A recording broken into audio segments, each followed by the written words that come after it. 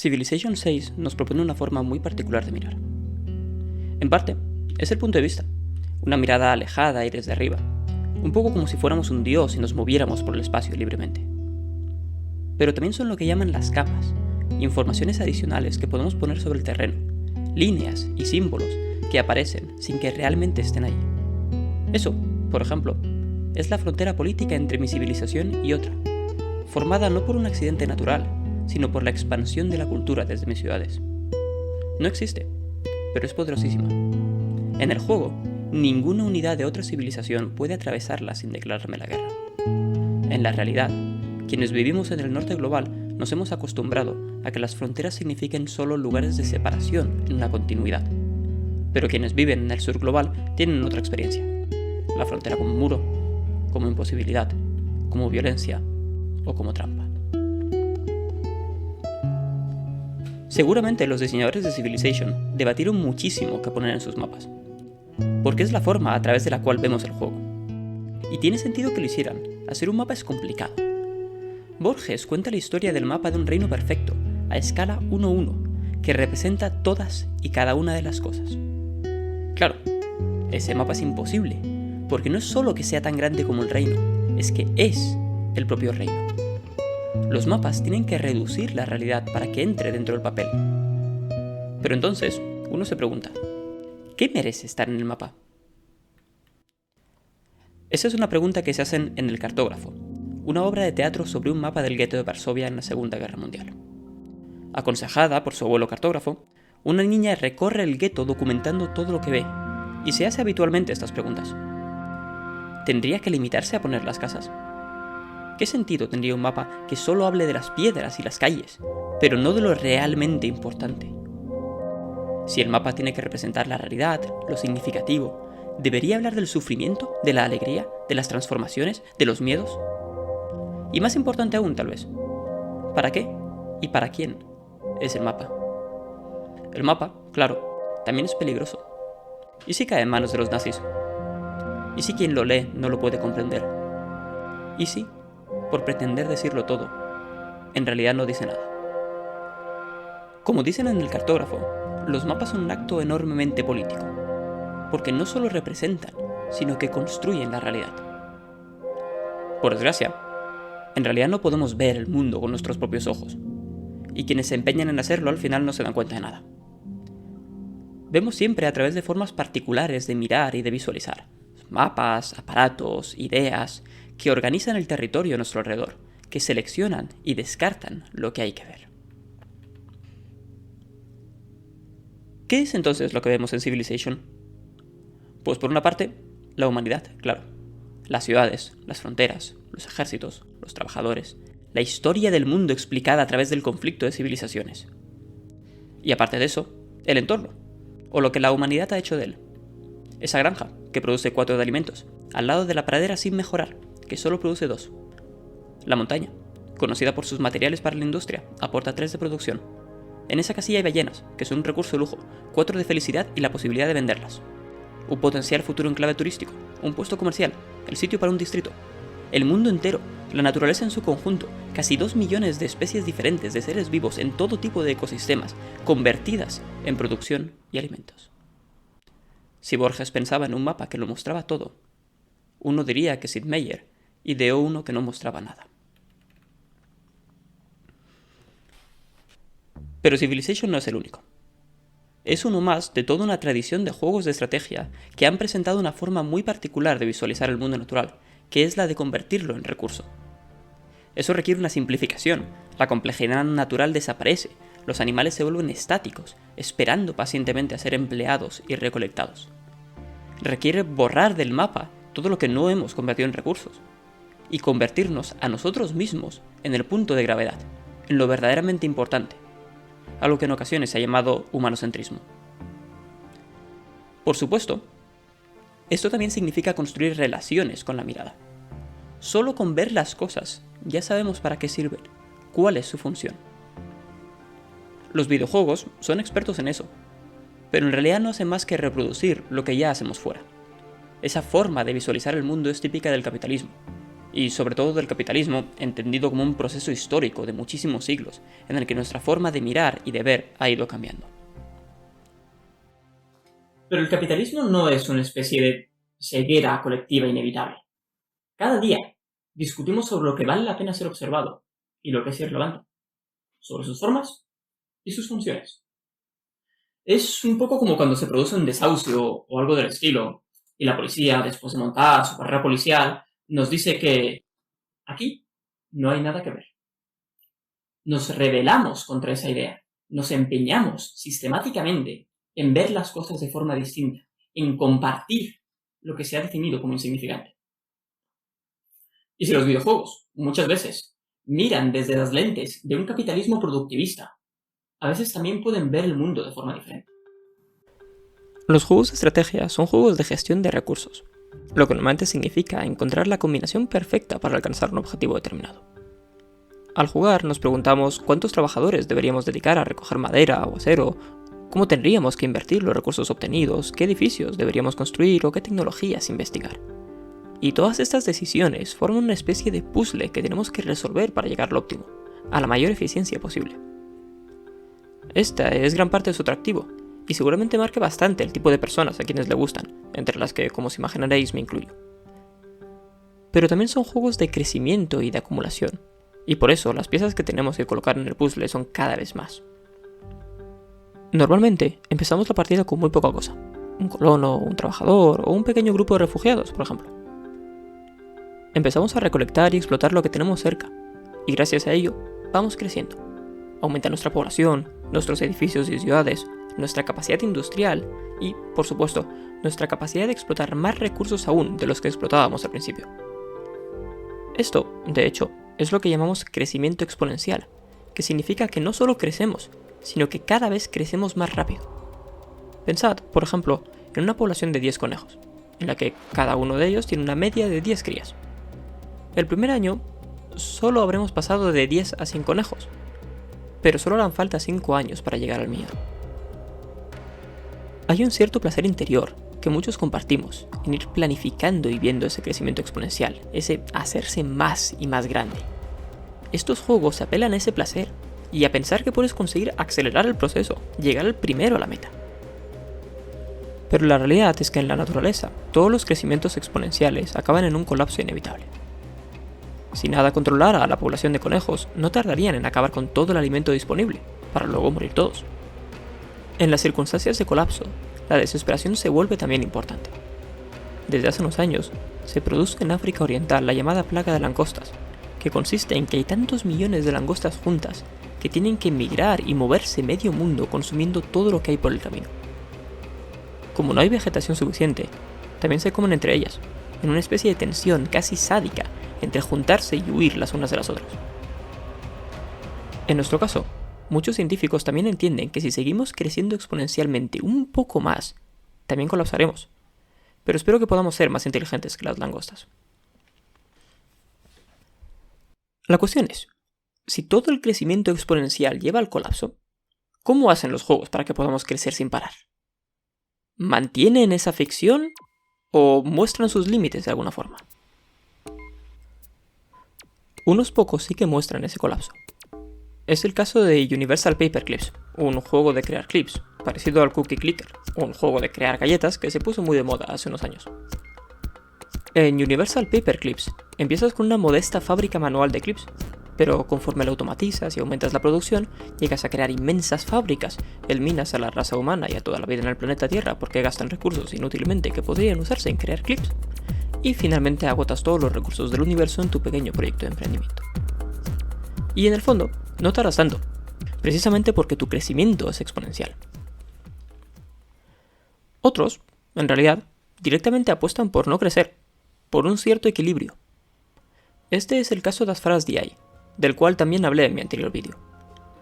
Este es un juego sobre un viaje, un peregrinaje para huir de una inundación, pero también es un juego sobre la adaptación respetuosa al entorno natural. Aunque podemos acumular algunos recursos mientras viajamos, en realidad tenemos que darnos prisa, y tampoco tenemos mucho espacio para llevar cosas. Así que al final no es un juego sobre crecer, sino sobre coger lo que necesitamos y lo que vamos consumiendo. Es, sencillamente, un juego sobre vivir.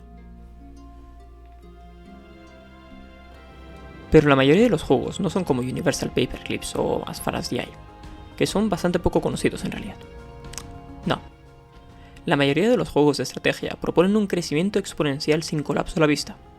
Y esto, amigos, es porque estos juegos hacen trampas. Por una parte, se imaginan mundos con recursos ilimitados, donde siempre es posible sacar más. Por otra, asumen que la explotación de estos recursos, el consumo masivo de sociedades enteras, está exento de consecuencias. Así que vamos a hablar de estas dos trampas durante este vídeo, la de los límites y la de las consecuencias.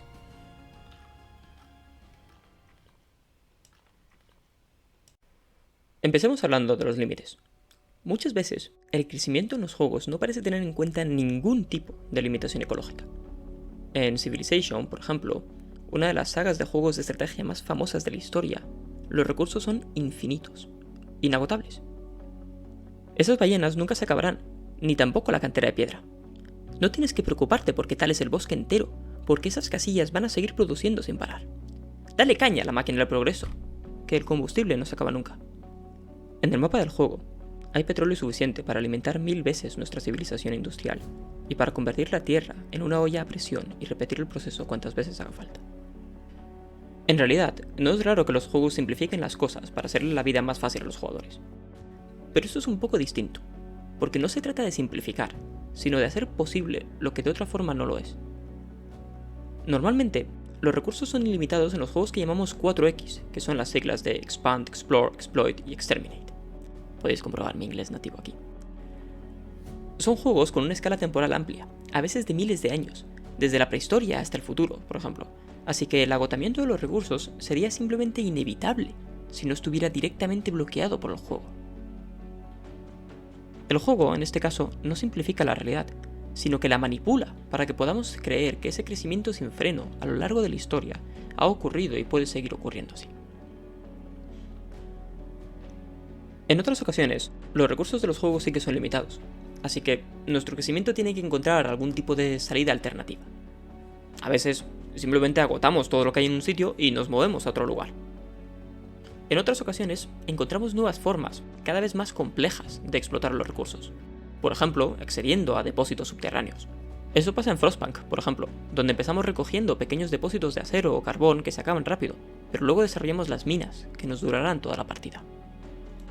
Otros juegos plantean una perspectiva algo distinta, al desarrollar formas de gestión sostenible de los recursos que normalmente están relacionadas con los bosques y la producción de madera. En Timberborn o Surviving the Aftermath, por ejemplo, es importante plantar árboles después de talarlos, y lo hacemos a través de edificios especiales. Esta es un poco la idea del crecimiento sostenible, que busca compaginar los límites del planeta con el crecimiento. Personalmente no estoy seguro de si es posible, y el concepto ha recibido muchas críticas por parte del ecologismo, pero desde luego es un avance. Las mecánicas de este tipo, aún así, son bastante raras en los juegos, aunque personalmente agradecí mucho el verlas. Por resumir, los juegos tienen un primer problema, y es que al centrarse en la explotación de recursos como única opción posible, y además presentarlos como ilimitados, promueven exactamente el mismo tipo de crecimiento sin límites que nos ha llevado al lío en el que estamos ahora mismo. Uno podría esperar, entonces, que los juegos mostraran al menos las consecuencias de este lío. Pero como vamos a ver, esto tampoco está tan claro. Hay que destacar que la mayor parte de los juegos de estrategia directamente no tienen ninguna mecánica en la que el crecimiento tenga consecuencias negativas, así que de primeras, vamos mal.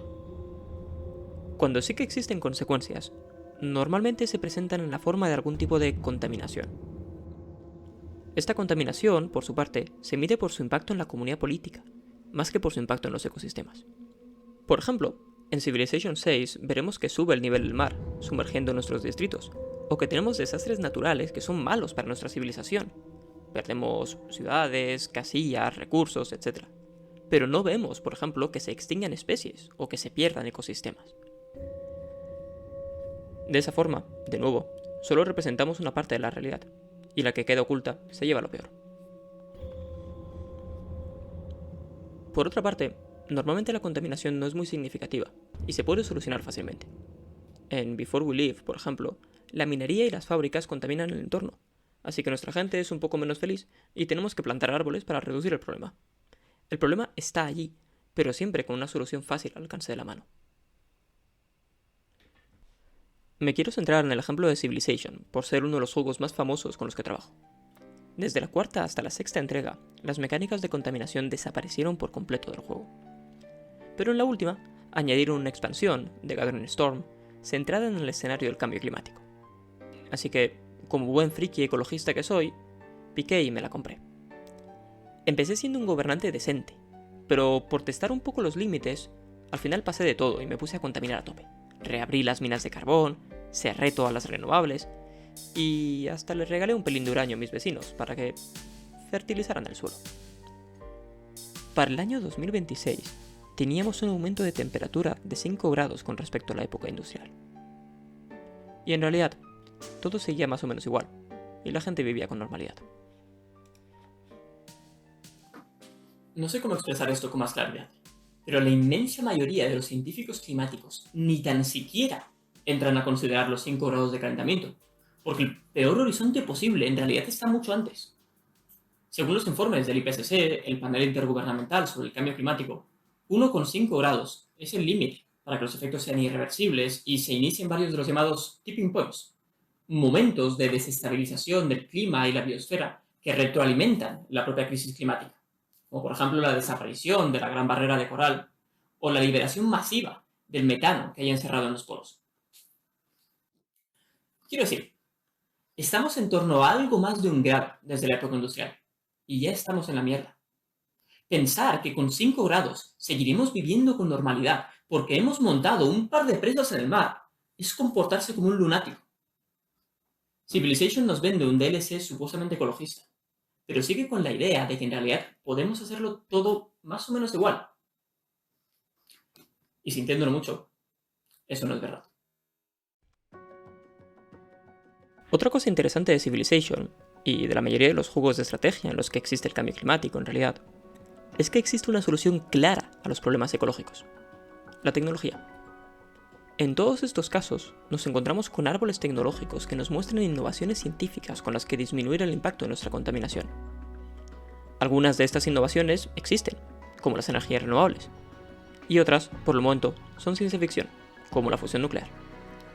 Dado que los materiales son infinitos y que la crisis de biodiversidad no se representa al igual que otros límites planetarios, el único problema que tenemos que solucionar son las emisiones de gases de efecto invernadero, y por tanto, la tecnología se convierte en la solución perfecta y definitiva de un problema infravalorado.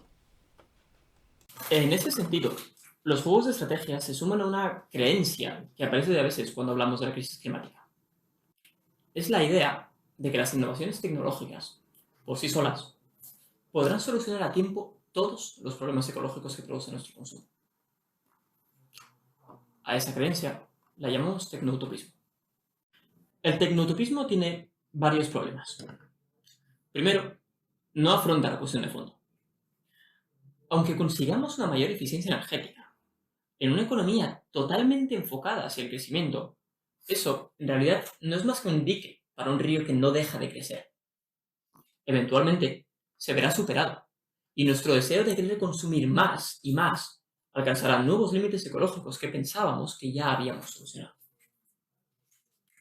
Jorge Richman, en ese sentido, defiende que no nos sirve de nada mejorar en eficiencia o en productividad si no adquirimos también un sentido de la suficiencia, de tener suficiente.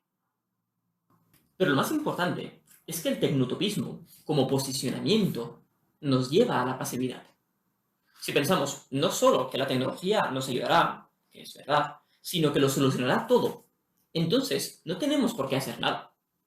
Algunos estudios, de hecho, han mostrado correlaciones entre una excesiva esperanza en la tecnología y una menor movilización a favor de políticas ecologistas. La esperanza útil, la de verdad, siempre tiene un poco de dudas.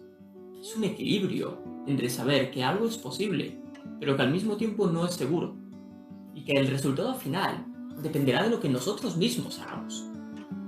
Al mismo tiempo, los juegos de estrategia parecen fomentar exactamente este tipo de optimismo casi religioso del que hablábamos antes. esta falsa esperanza, por decirlo de alguna forma. Allí, la tecnología ofrece certezas absolutas. Sabemos, con total seguridad, que dentro de unos turnos podremos desarrollar una tecnología que hoy es desconocida, pero que nos permitirá arreglar el problema. Y precisamente por eso, no tiene sentido hacer nada antes. Porque si todo está asegurado, si en 15 turnos el problema estará solucionado, ¿qué preocuparnos?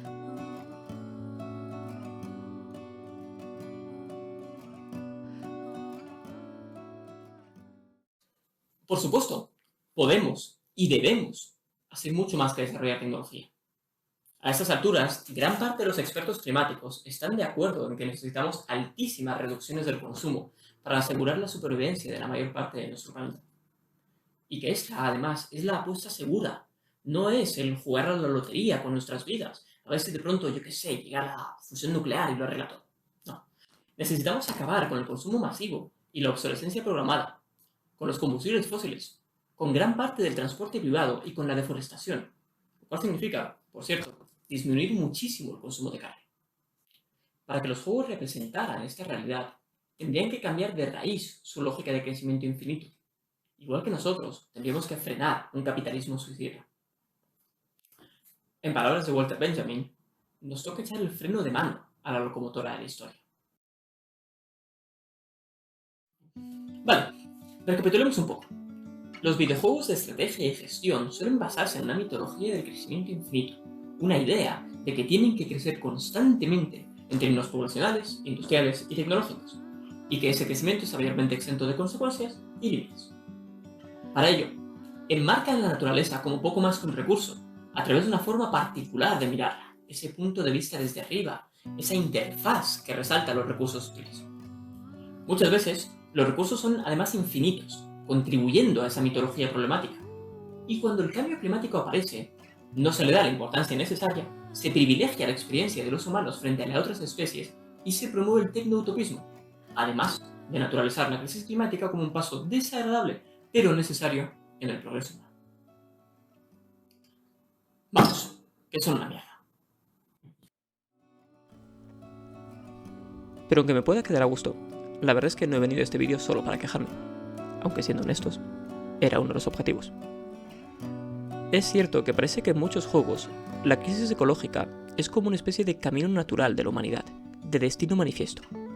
Todas las civilizaciones explotarán masivamente sus recursos para crecer y consumir sin parar, y en el proceso provocarán un daño ecológico impresionante y aparentemente irreparable, pero luego lo arreglarán con algún tipo de solución tecnológica casi mágica que les permitirá seguir creciendo y consumiendo sin parar.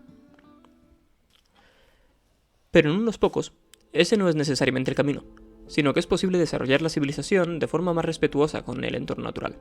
En SeaMars o The Universim, por ejemplo, puedes escoger qué fuentes de energía desarrollará tu civilización desde el inicio, desde las fósiles a las renovables, hasta las cinéticas, supongo. Son juegos que amplían nuestra capacidad de imaginar, de forma que la historia de la humanidad no está ya escrita de antemano, y por tanto tampoco lo está en nuestro futuro. Personalmente, me hubiera gustado haber vivido una historia así, haber desarrollado y mejorado las condiciones de vida de la humanidad de una forma que fuera más respetuosa con el entorno.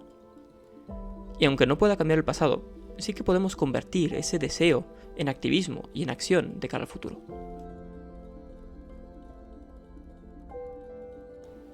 Half-Life Socialism, un juego de ordenador basado en un libro con el mismo nombre, va precisamente de eso, de cambiar el futuro cercano. En el juego, nuestro objetivo es triple. Como planificadores mundiales después de una revolución ecosocialista, debemos reducir los gases de efecto invernadero, la temperatura y la tasa de extinción de especies a niveles razonables. En ese sentido, la única trampa que hace el juego, entre comillas, es asumir que esa revolución ocurre ya mismo, en lugar de tener que hacerla nosotros mismos. Pero a partir de ahí, nos presenta con un realismo bastante brutal. La primera lección que aprendemos es que ya la hemos liado bastante, que las cosas ya están bastante mal. Aunque honestamente, en realidad basta con mirar un poco por la ventana para verlo. Los primeros turnos de Half-Life Socialism son siempre súper frustrantes, porque aún no has hecho nada y ya se te están extinguiendo especies y medio planeta está en llamas. Es como que otros la han liado pardísima, se han ido corriendo, y por algún motivo te toca a ti responsabilizarte y arreglarlo. Para ello, puedes desarrollar tecnologías, invertir en infraestructuras o lograr cambios culturales en el comportamiento de la gente. En gran medida, es un juego decrecentista, que es un concepto que ha estado acompañando todo el vídeo. El decrecimiento es la idea de que para solucionar la crisis ecológica tenemos que disminuir nuestros niveles de consumo de recursos y energía, y acabar con esta idea del crecimiento ilimitado. Normalmente, eso se asocia también a una distribución justa de la riqueza y de los recursos, porque no todo el mundo tiene que decrecer por igual, y porque el programa para la crisis climática de los poderosos casi siempre es asegurarse de que los que decrezcan sean los demás. Así que la idea es siempre renunciar por arriba, empezando por lo innecesario y prácticamente obsceno, como los megayates, la industria militar o los campos de golf en terreno de sequía. Pero luego, es verdad, bajando cosas concretas que nos afectan en nuestra vida cotidiana. Menos vuelos, transporte público, consumo de proximidad y de temporada. En el fondo, se trata de establecer las mejores vidas que podamos tener, pero en igualdad y sin destrozar el planeta. Y para los creadores de Half-Life Socialism, eso solo se puede asegurar con una buena planificación ecosocialista mundial, que ponga como objetivo fundamental de la humanidad salvar el planeta manteniendo condiciones de vida decentes.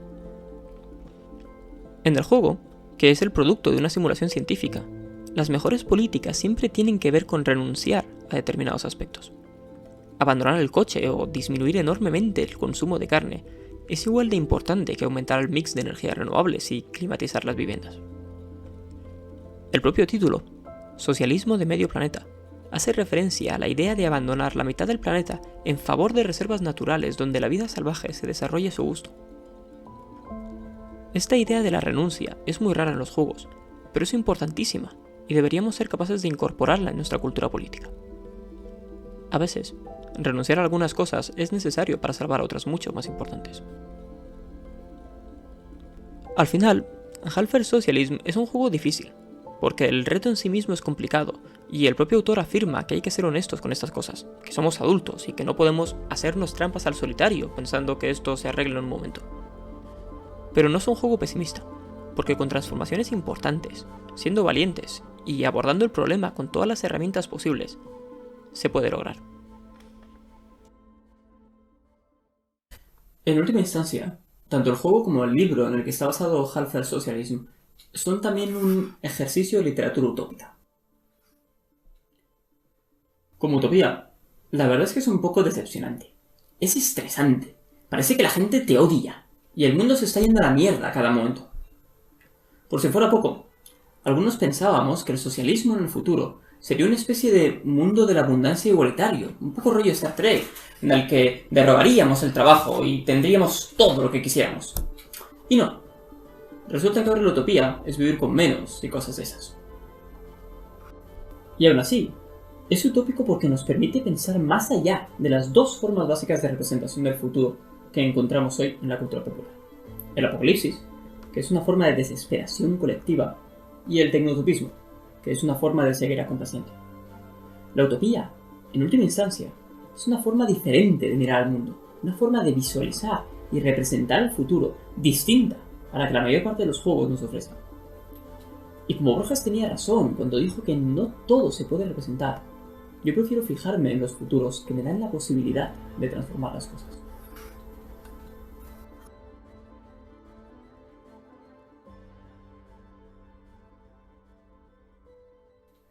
Espero que os haya gustado el vídeo, pero antes de que os vayáis, quiero recordaros que aún queda uno último de esta serie.